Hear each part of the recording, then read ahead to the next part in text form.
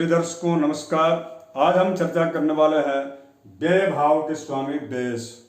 व्ययेश अगर यदि आपकी जन्म कुंडली में इन 12 भावों में किस स्थान पर बैठे तो वह क्या आपके जीवन पर शुभाशुभ प्रभाव पड़ेगा, हम इसी विषय पर चर्चा करने वाले हैं।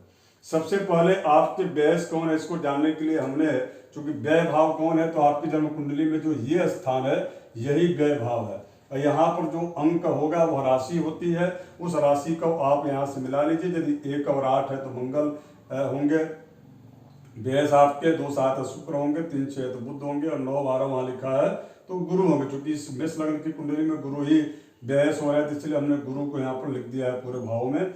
10 11 होंगे तो शनि होंगे, 4 होंगे तो जो है चंद्र होंगे, 5 होंगे, 5 अंक होगा तो वहाँ पर सूर्य आपके व्ययेश होंगे। अब ये व्ययेश आपकी जन्म कुंडली में कहाँ पर बैठ कर क्या शुभाशुभ प्रभाव दे रहे हैं, इसी पर आज हम कार्यक्रम जो है में चर्चा करेंगे। अब व्यय भाव से क्या क्या चीजें देखी जाती है, इसको जो है व्यय और कष्ट, शयन सुख, दान, धनहानि, जेल, भोग, मोक्ष और विदेश यात्रा इत्यादि इत्यादि चीजों को इस भाव से देखा जाता है। इस पूरे कार्यक्रम के लिए हमारे इस जो है चैनल पर आप जुड़े रहिए, बने रहिए। यह अब इसके पश्चात इस व्यय भाव के स्वामी का एक शास्त्रीय क्या अभिमत है इसको भी जान लेते हैं, फिर मैं आपको उसको सरलता से हिंदी में आपको समझाऊंगा। आप अपनी तब तक जन्म कुंडली खोल करके और आप चेक कर लीजिए कि आपके व्ययेश किस स्थान पर बैठे हैं। तो शास्त्र में ये कहा गया है, रीपस्थान गते शुभे शुभयुते सौम्यक ग्रहालोकिते तन्नाथे विबले ऋणीच गृहगे और वित्त व्यय भाववाक। यानी कि जो भी यहाँ पर यदि शुभग्रह बैठे हुए हैं और आपके व्यय के स्वामी यदि शुभग्रह है और शुभग्रह की दृष्टि है, शुभ ग्रह की युति है, या व्ययेश जहाँ पर बैठे हैं वहाँ पर जो है लग्नेश या त्रिकोणेश या केंद्रेश के साथ में स्थित है तो यहाँ पर अशुभ प्रभाव कम हो जाएगा। मैं इसीलिए कह रहा हूँ कि आप जब तक इसको बड़े सरलता से नहीं जान पाएंगे तब तक आप भ्रमित रहेंगे। इसका मतलब यह है कि त्रिक भाव के स्वामी या त्रिक भावों से केवल अशुभ प्रभाव ही नहीं होता। देखिए, अगर यदि आप देखेंगे इस व्यय भाव से क्या क्या चीजें देखा जाता है जो कि हमने पहले बताया है, फिर भी आपको मैं समझा रहा हूं। अगर यदि व्यय होगा, इसके पूर्व का जो भाव होता है वह आय का होता है, इसलिए वहां पर व्यय हो रहा है। तो व्यय यदि वहां पर शुभग्रह बैठेगा तो व्यय कम होगा, और यदि व्यय होगा भी शुभग्रह है तो वह सदव्यय होगा, अर्थात अच्छे जगह पर जो है वह खर्च होगा। व्यय 2 प्रकार का है, एक अपव्यय और व्यय। दूसरा जो है शयन सुख। अगर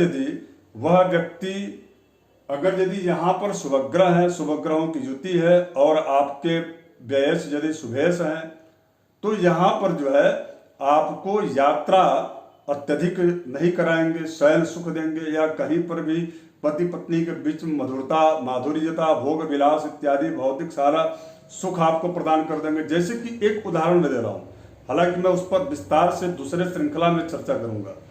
जैसे यहाँ पर शुक्र यदि स्वराशि के बढ़ जाए और अकेले तो वह अखंड समृद्धि योग देकर के उस व्यक्ति के जीवन में सभी प्रकार के सुख देते हैं, विदेश यात्राएं भी देते हैं, शयन सुख देते हैं, इसके साथ साथ में उस व्यक्ति को नर पतन होने से भी बचाते हैं।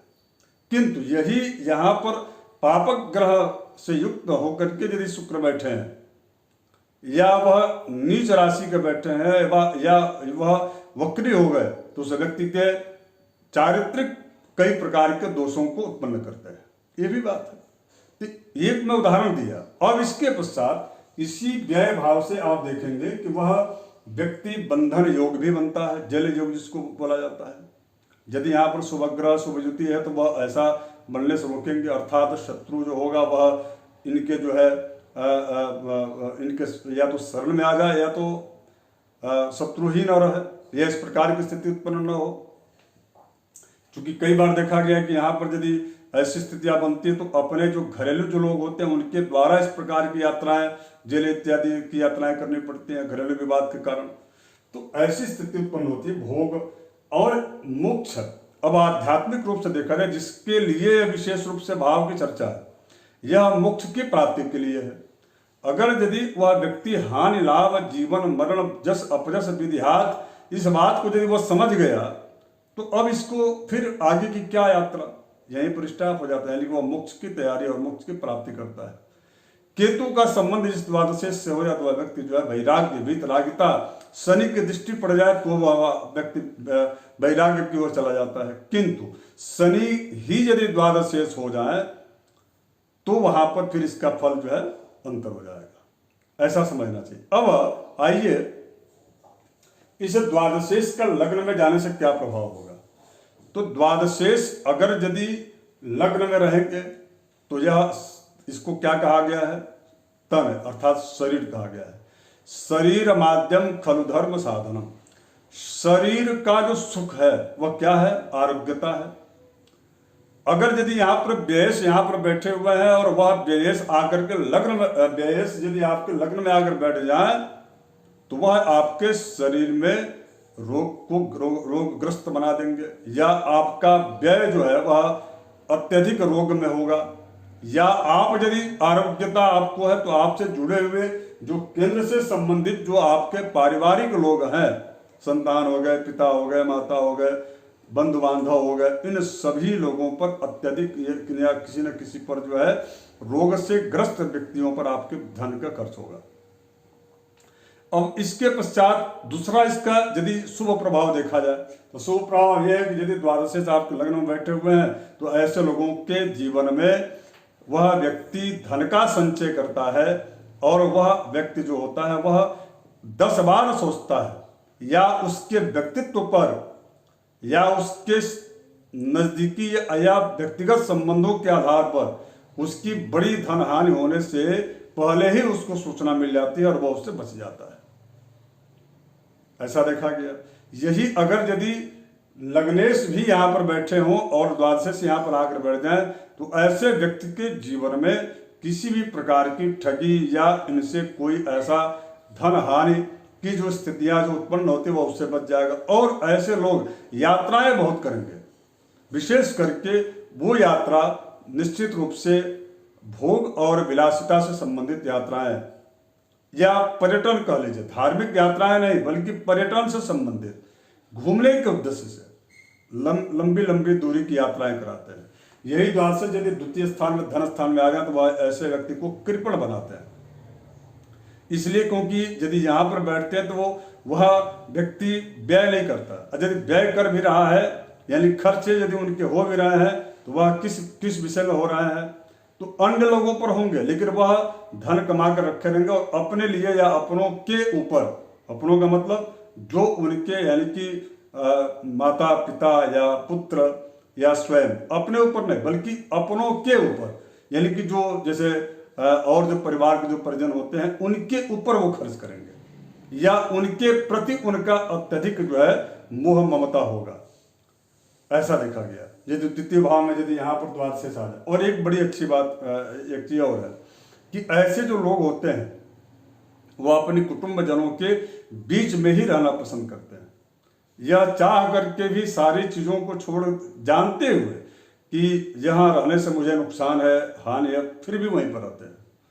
तो एक जो है अब द्वादशेष यदि तृतीय भाव में यानी कि पराक्रम के भाव में आ जाए, यहाँ पर यदि पराक्रम भाव में आ जाए द्वादशेष, तो यहाँ पर आकर के और वह उस व्यक्ति के पराक्रम से व्यय का जोड़ना, अर्थात वह व्यक्ति धन कमाता है, वह व्यक्ति यश कमाता है, ऐश्वर्यवान होता है, सब कुछ होता है, किंतु उसका जो ऐश्वर्य का यश का जो लाभ उनको मिलना चाहिए वह, या उनके स्वजनों को मिलना चाहिए, वो उनको प्राप्त नहीं हो पाता, बल्कि वो जो है उसका लाभ तीसरा व्यक्ति उठा लेता है। या ये कहें कि यह ऐसे जो व्यक्ति होते हैं वह दूसरों के लिए या दूसरों को आगे बढ़ाने में निरंतर प्रयास करते हैं, लेकिन स्वयं अपने आप को आगे बढ़ने के लिए न ये कह पाते हैं न ही इनको इस प्रकार का अवसर मिलता है। ये कुल मिलाकर के यहाँ पर वह किंग मेकर का काम ही कर पाते हैं, ये स्वयं किंग नहीं बन पाते। ऐसा देखा गया तृतीय भाव में यदि पराक्रम से संबंध द्वादशेष का हो जाए तो। अब वही द्वादशेष यदि माता मित्र और सुख के भाव में आकर बढ़ जाए, यहाँ पर बढ़ जाए। यदि शुभग्रह की युति है, शुभ दृष्टि है, तो ऐसे लोग बड़े धार्मिक होते हैं, इनकी तीर्थ यात्राएं होती हैं, इनके जो है पिता से संबंधित इनके जो विचार होते हैं वह निश्चित रूप से पिता से से संबंध अच्छे नहीं होते, किंतु माता से इनके अच्छे संबंध होते हैं। और ऐसे जो लोग होते हैं प्रायः ऐसा देखा गया, इनके पास धन तो आता है, पैतृक धन होता है, चल अचल दोनों संपत्ति होती है, किंतु इनके मित्रों के द्वारा इनको कोई सपोर्ट नहीं मिलता।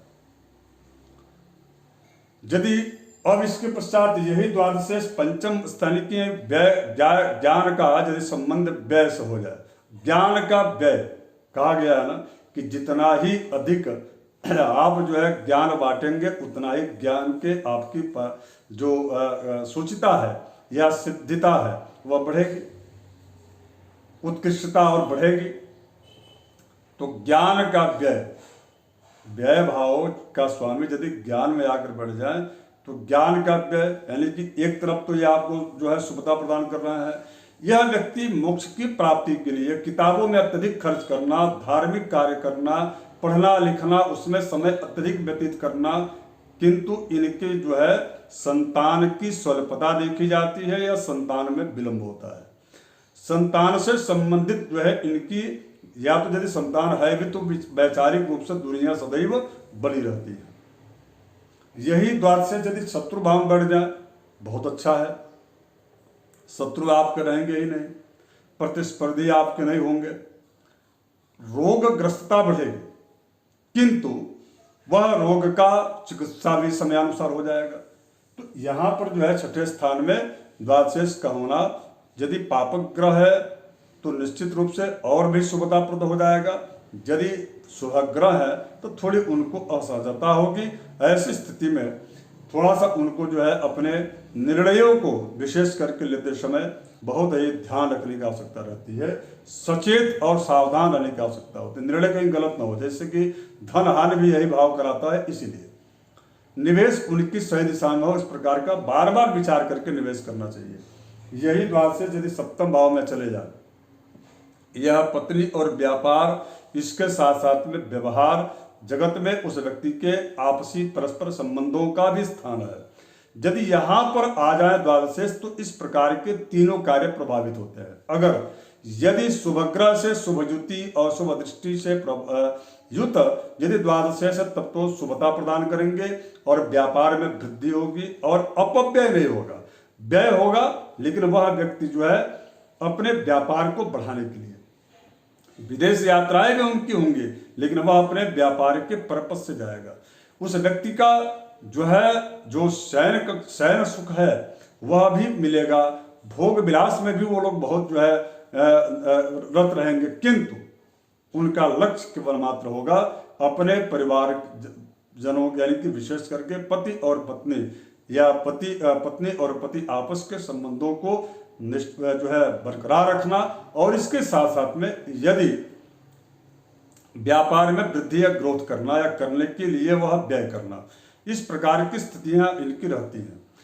अगर यदि यहीं पर अशुभ जो है ग्रहों की या दृष्टि या स्वभाव अशुभ ग्रहों की युति या अशुभ ग्रह ही यदि द्वादशेष होकर के सप्तम भाव में बैठ जाए तो निश्चित रूप से यह जो है यह जो भी फल हमने कहा उसके विपरीत समझना चाहिए। अर्थात अब इसके पश्चात जो है आठवें भाव में चले जाए, केवल इस पूरी कुंडली में यानी कि 12 भाव में सबसे अधिक द्वादशेष का अष्टम स्थान में जाने से अशुभ प्रभाव देखा गया है। यहाँ पर यदि शुभ भी प्रभाव हो तो भी अशुभ प्रभाव हो तो भी, जो भी इस प्रकार की स्थिति आपके यदि जो भी द्वादशेष हैं तो आप ये देख लीजिए आपकी जन्म कुंडली में अष्टमेश की क्या स्थिति है, या अष्टमेश और द्वादशेष को आप छोड़ दीजिए। यदि द्वादशेष यहाँ पर आकर बैठे अष्टम स्थान में, इसका मतलब ये कि 1 2 3 4 5 6 और 7 यानी कि वह जो है कुटुंब के भाव को देखते हैं।